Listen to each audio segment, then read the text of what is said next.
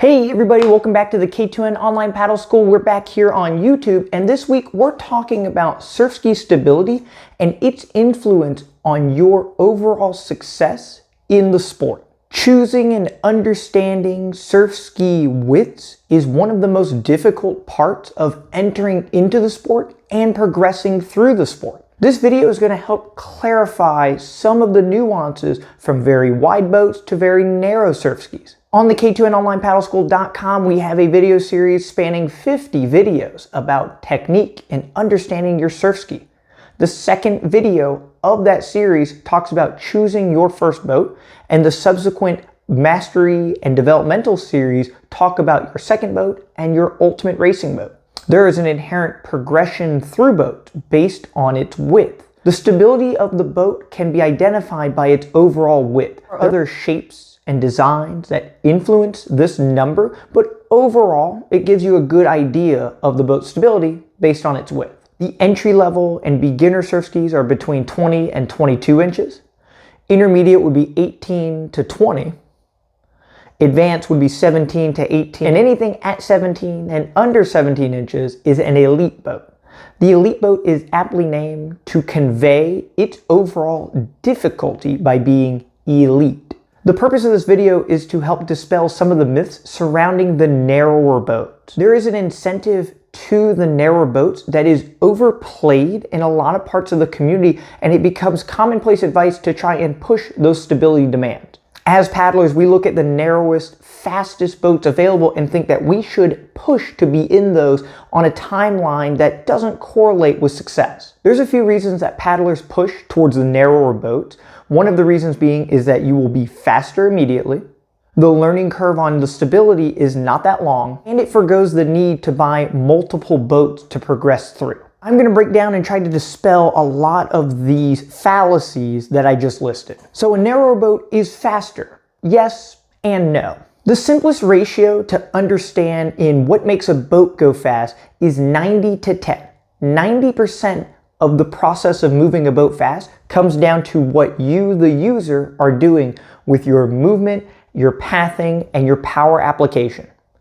The other 10% is the boat's width, its shape and design, the paddle that you've chosen, the overall length, and the blade size attribute for about 10%. For many paddlers, that is probably surprising information. You would think that the widest Surfski available and the narrowest Surfski available is going to attribute for more than a 10% gap in speeds. If you were looking at things like sea kayaks or using non-wing blade paddles with flat blades or Greenland paddles, this ratio is going to go further and further. But when we're looking at the optimization of Surfskis with sit-on-top kayak designs, with rudder, pedal controlled, with a high seat inherently, and using wing blade paddles, this is going to compress that to about a 10% range. On the K2NOnlinePaddleSchool.com, I have done gear reviews on a variety of boats, primarily beginner-style boats. One of the reasons that I wanted to highlight those boats early on within the gear review is to convey how fast those boats can go. For many users, seeing a plastic or 22 or 21 inch wide boat go beyond the 7 mph threshold is a very wow experience. And it goes to demonstrate the speed potential of these boats. One of the boats I've done a gear review on is the Epic V8 Pro, which is a 20 inch wide Surfski, which is right within that beginner and entry level width. This is inherently a very stable, in most regards, a wide vessel. During the gear review, I do a 3-mile flat water time trial test, and the result of that test was 7.4 mph, which is about 8.05 per mile. Looking at that boat and contrasting it with the fastest paddlecraft that I have, which is an Olympic style Stability 1 K1, my speed on that loop is about 8.1 mph or 7.25 per mile. We look at 7.4 and compare it to 8.1. This is only about a 10% difference in speed. One boat that is 20 inches wide versus another boat that is about 13 inches at the water line. Condensing the fastest boat down into another Surfski, when I take my Vega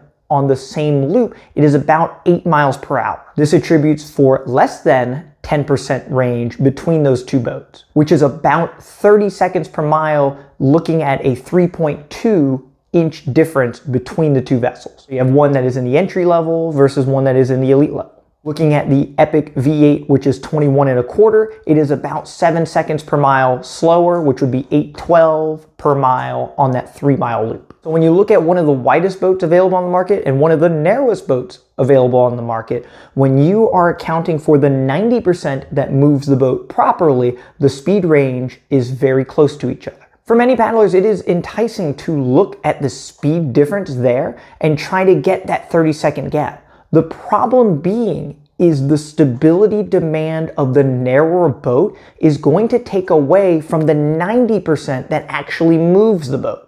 If you cannot move aggressively and in a powerful, dynamic way within an unstable environment, which is the more elite style boat, you will end up going slower than something that is more stable. The power that we're generating is inherently creating instability in an already unstable environment. Having that platform to properly push off of allows you to transfer more power. If you're in a boat that is a little bit more tippy, that inherent transfer of power is going to be limited. So even though the boat is narrower and its speed potential is higher, we cannot connect with the water and move it in the same way. The long-term ramifications of this are huge. When you are in a narrower boat that is beyond your current skill level, your legs and hips will lock up trying to stabilize the boat. Muscles in your torso will start to tighten up, and this means the only thing that can move properly are now your arms. Arm paddling is the byproduct of paddling in an overly unstable environment as you're learning. If you spend months or years in an unstable boat simply using your arms to paddle, when it comes time to unlearn that process, it can be almost impossible. The amount of time and effort and arduous attention to detail and paddling slow and working on drills to unlearn poor mechanics can be overwhelming. This means that paddlers will have an overall cap to their skill level based on this preset movement that they are now locked into. Spending hundreds or thousands of miles paddling improperly means that you have to work twice as hard or much harder to try and paddle properly. One of the reasons I created the K2NOnlinePaddleSchool.com is to really help paddlers that have taken this path to try and bring it back and paddle in a more advantageous way. The other ramifications of poor movement patterns from not using the lower body and the hips means that your wrists, elbows, and shoulders are now at risk of overuse injuries. These are very small joints throughout the stroke, and if we're not using our legs and torso to help grab that water, it can inherently hurt us. Paddlers will typically mitigate this by only grabbing a small amount of water, knowing that if they grab a lot of pressure on the water, that they will hurt themselves. This again caps your overall speed potential at a very low number. Paddling successfully means grabbing water and using the legs, the hips, the shoulders, and the entire body to grab and deal with that pressure. In ideal paddle stroke, your arms are not doing all of that much. But if you can't move your hips, the only way you can complete a paddle stroke is now by using your arms exclusively. This is exacerbated in a boat that is too narrow. When you are in a boat that is overly stable, you can throw caution to the wind and throw your body all over the place without the fear of falling in and being punished for it. In a very unstable boat, you have to be very cautious and careful with your movements, because if you move too much, you're swimming. The next reason that we're going to talk about is growing into the narrow boat and outgrowing the wider boat. This is one of the main reasons that people gravitate and try to make the narrower boat work sooner in their paddling career. We might hear advice from higher level paddlers that might have been doing it for 5, 10, 20 years. And many paddlers are guilty of romanticizing the timeline in which it took them to properly learn the stability of boats. Again, if you're interacting with a paddler that's been paddling for decades with an S, that was a very long time ago, and a lot of people don't like revisiting when they were swimming and having difficulties in the sport, and they like focusing on when they were successful within the sport. Pinpointing an exact timeline of learning a narrow boat is much longer than what you think it's going to be. If you immediately jump into an elite, an advanced, or even an intermediate boat, it is not days or weeks to get the hang of it. You are looking at months and years on the timeline. Within this months and years of paddling, you have to paddle consistently, you have to fall out hundreds of times, you have to crawl back into the boat, and during all of this, you are learning poor muscle memory that is not transferring over to the 90% that makes your boat move fast. Outgrowing a stable boat is a common terminology that you're going to hear, and I don't think that's a great way of approaching the sport.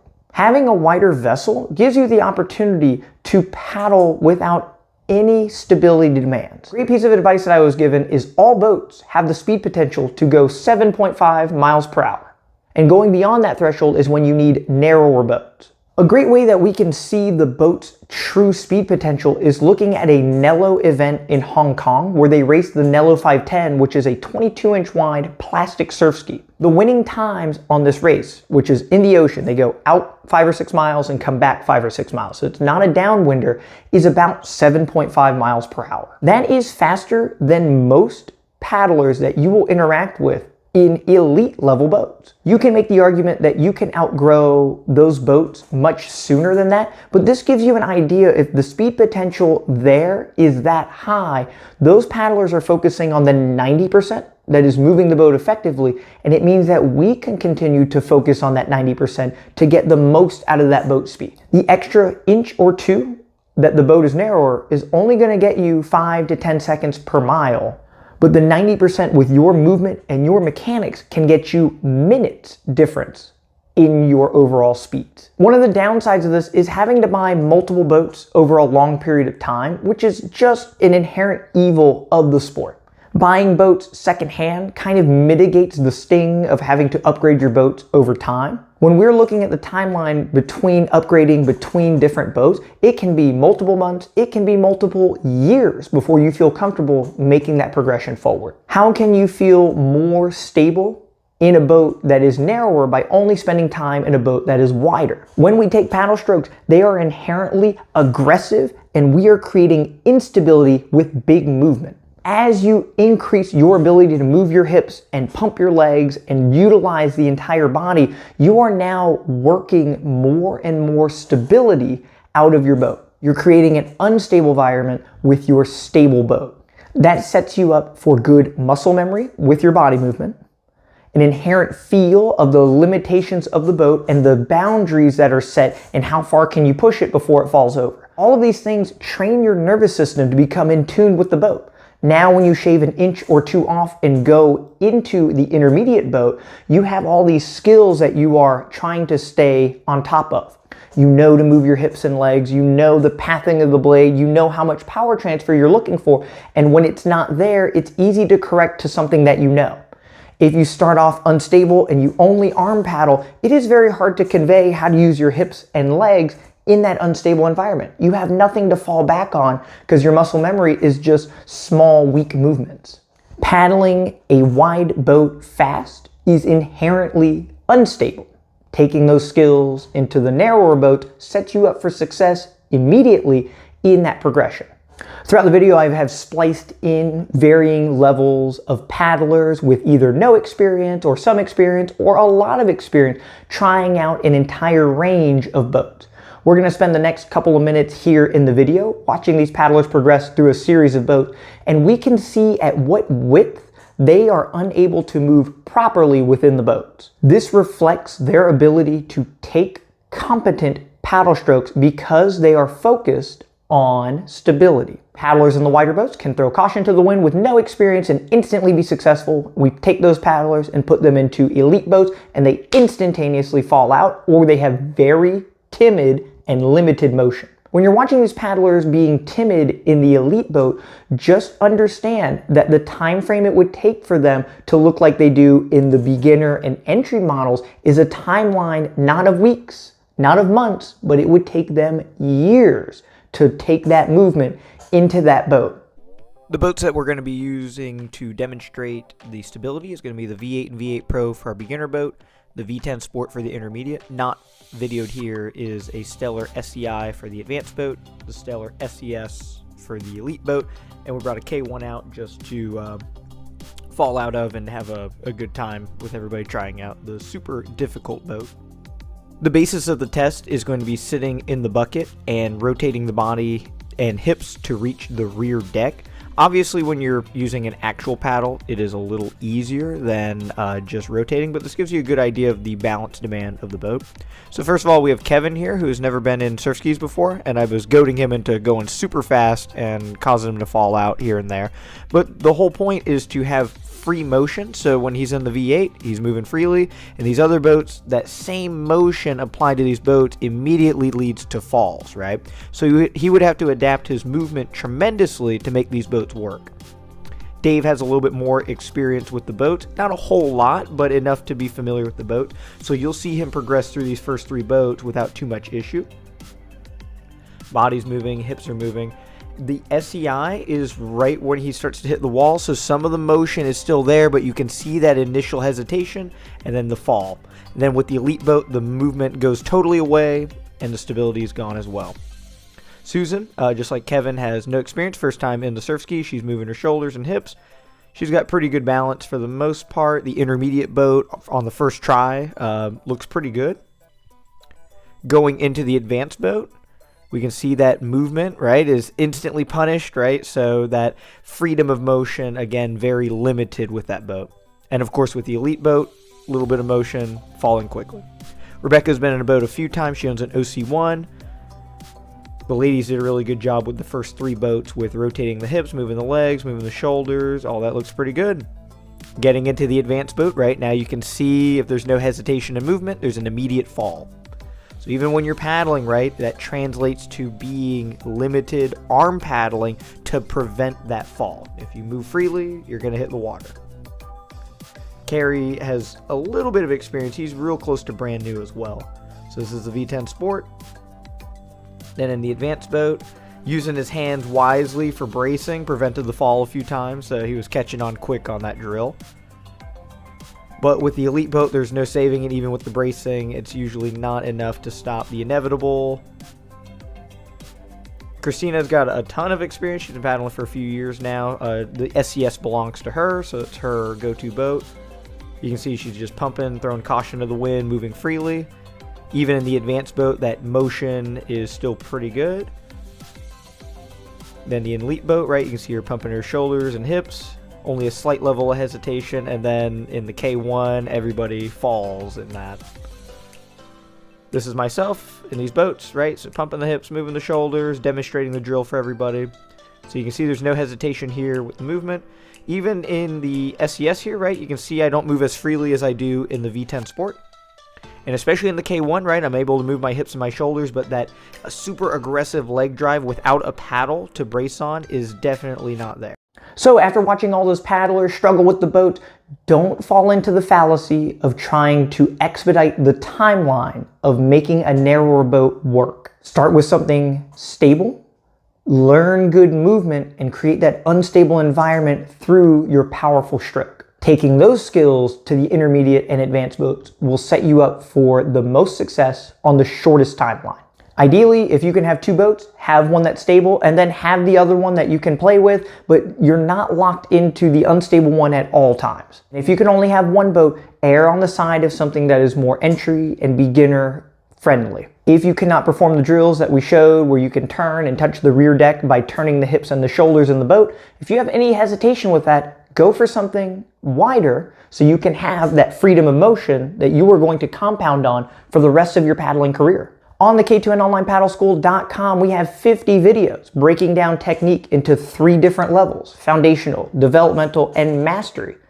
We can talk about the top arm for beginners, and then we can talk about the top arms pathing for masters, looking at each joint and trying to work every little movement or getting a broad range and everything in between. The online school is to help you understand what you're looking to do within the Surfski and put that into action out on your next race. The K2N Online Paddle School has every resource possible to help you learn and be successful this race season. Thank you guys so much for tuning into the YouTube page. We are over 1,300 subscribers, which is excellent. We love having a platform to reach people all over the world and give out some competent free advice for everybody. If you want to support us here at K2N and get some support from our coaching staff, please reach out on the K2NOnlinePaddleSchool.com. It is a monthly subscription, helps keep this channel alive, and it helps you get faster on the water. Thank you guys so much for tuning in, and we'll see you next week for the next paddle tip.